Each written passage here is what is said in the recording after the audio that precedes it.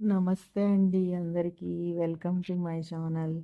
మీరందరూ బాగుండాలని కోరుకుంటున్నాను. ఈరోజు కొత్తిమీర పచ్చడి ఎలా చేయాలో చూద్దాము.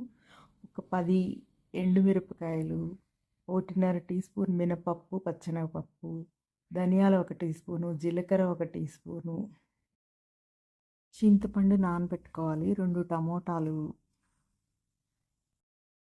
ఒక కట్ట కొత్తిమీర,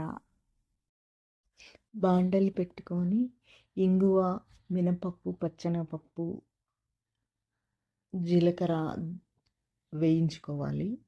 వేయించుకొని ఒక ప్లేట్లో పెట్టి చల్లారనివ్వాలి.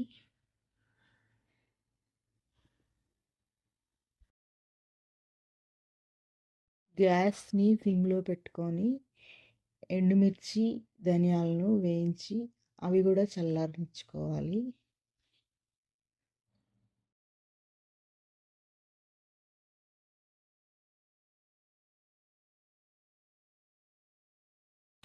రెండు స్పూన్లు నూనె వేసి అందులో 5-6 వెల్లుల్లి రెక్కలు, కరివేపాకు, ముందుగా కోసి ఉంచుకున్న టమోటాలను వేసి కొంచెం పసుపు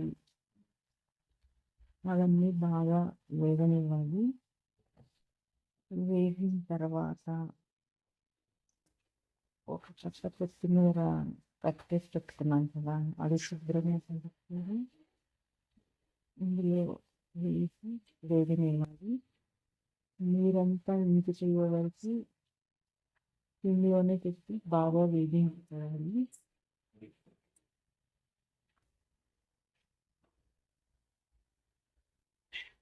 నీరంతా ఇంకిపోయే వరకు వేయించుకొని చల్లారిన తర్వాత మిక్సీలో కానీ రోట్లో కానీ వేసుకుంటే కొత్తిమీర పచ్చడి రెడీ అవుతుంది. ఇది వేడి వేడి అన్నంలో వేసుకుంటుంటే చాలా బాగుంటుంది.